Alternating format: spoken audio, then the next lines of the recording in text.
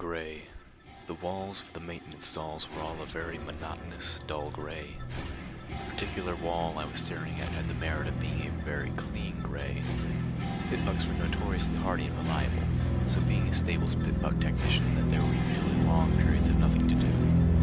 Being a pit-bug technician's apprentice meant that I was assigned all the mundane daily chores while my trainer took extended naps in the back room. Chores like cleaning the walls. This wall needs a mural. I let myself fantasize, picturing the overbearer agreeing and ordering Palette herself to turn her entire stall into one of her brightly painted masterpieces. Palette was the greatest painter in Stable 2, and like every skilled artist, that made her a stable treasure.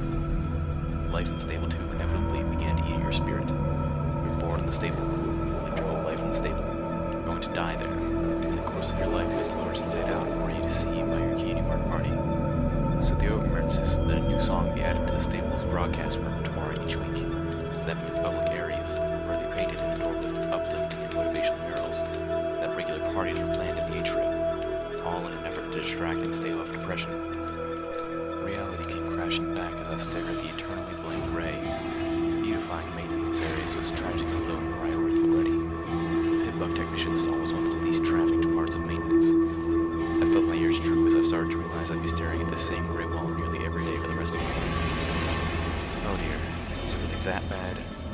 There she was, Velvet Remedy, the gorgeous charcoal-coated unicorn with strings of color in her white mane, her voice as smooth as silk and rich as the finest chocolate, was standing at the doorway of my stall. I felt immediately grateful that I'd finished the cleaning and simultaneously ashamed that the room was so beneath her. I couldn't believe she was standing there. I'd seen her on the stage above us at late parties. I'd listened to her songs incessantly, recording every new one of my pit-bugs so I didn't have to wait to hear again. I'll admit it now. I'd had a crush on Velvet Remedy for years. Me and at least 300 other ponies. My mother used to laugh at that. Littlepip, she would say, chortling with her friends. Velvet Remedy's barn door doesn't swing that way. It took me a couple of years to understand what my mother had meant by that. It took me several seconds to process Velvet Remedy had actually asked me something. What? Wonderful response, Littlepip. So elegant. I wanted to dig my way through the concrete floor and pull the chunks over top of me. She smiled simply. She smiled at me. With that amazing voice. You looked so heartbroken when I came in. Is there anything I can do? Velvet Remedy offered to help me. I was shocked back to my senses. Velvet Remedy must have some reason for being down here. Some pit-bug reason. It wasn't like she would just go wandering around maintenance after all. Looking around, I realized that I was the only pony on duty. My teacher was, as usual, asleep in his office. Oh, no, it was nothing. I tried to regain composure. How may I be of assistance?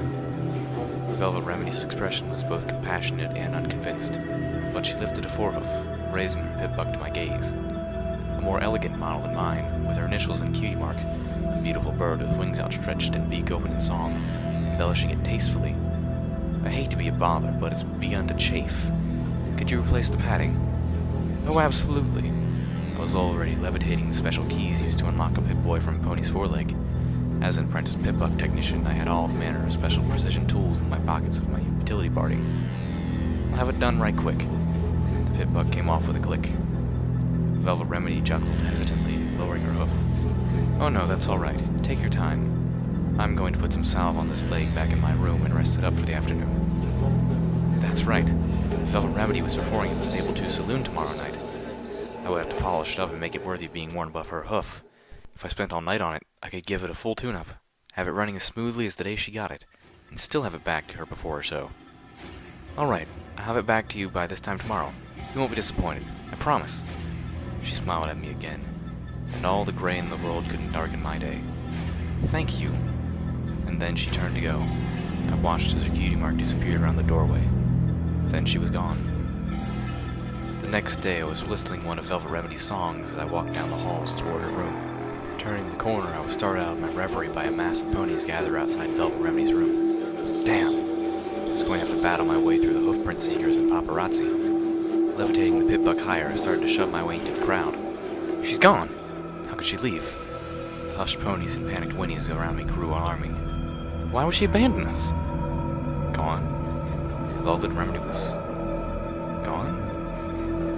And then the words that stopped me cold. don't think the stable door ever could open. She was gone outside?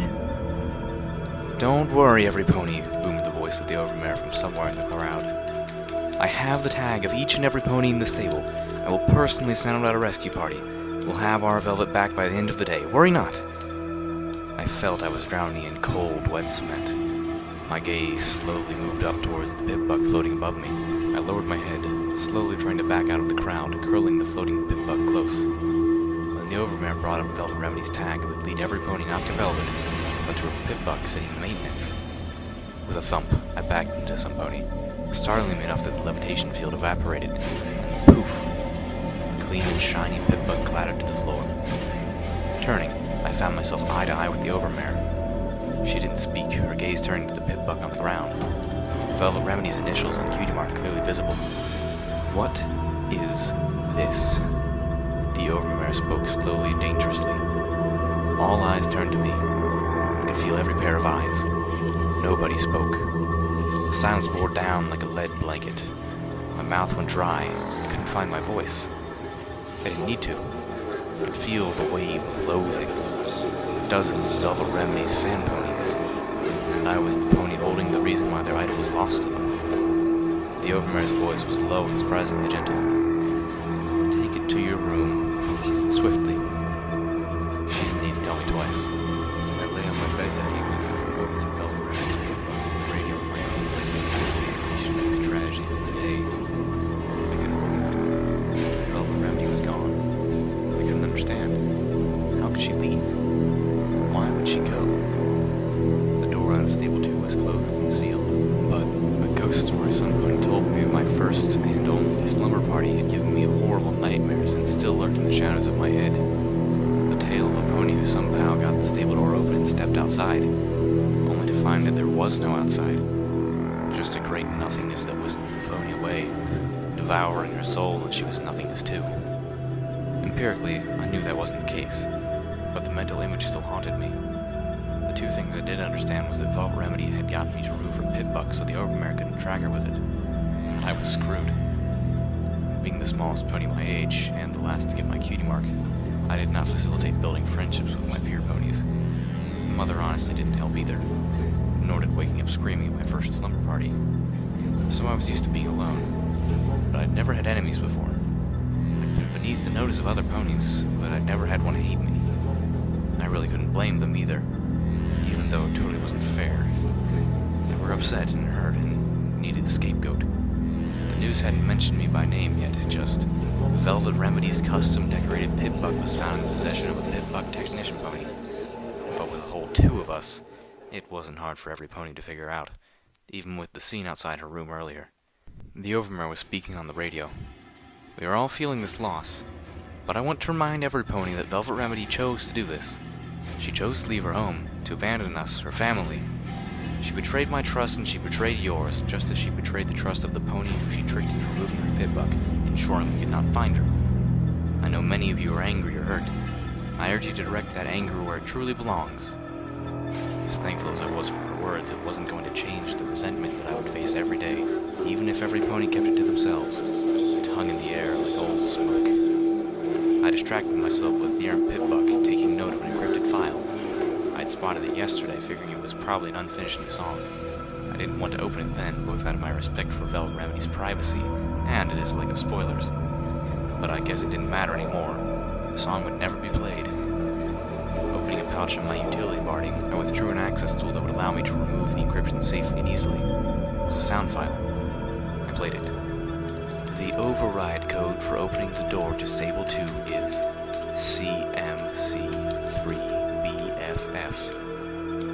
I shot up in surprise at what I had heard. Swiftly I turned off the radio and played it again. I didn't recognize the voice. It was female, kinda sweet, and had a strange accent that didn't sound like anyone in the stable. But now I knew how Velvet Remedy left. I must have sat there for hours, contemplating what I should do. But finally I made my choice. I was going to go outside after her. I was going to bring her back. I stood there, staring at the huge steel door of the sealed stable 2 away from the doors. Nothingness outside. And the 2 guard ponies who blocked the way. I had my saddlebags packed with apples and necessities. Even a big book of arcane sciences for something to read. ready to go, but the Overmare was making sure there were no follow-up acts. Insistence and glowering looks weren't getting me anywhere. My horn was glowing, but they stood their ground, unimpressed.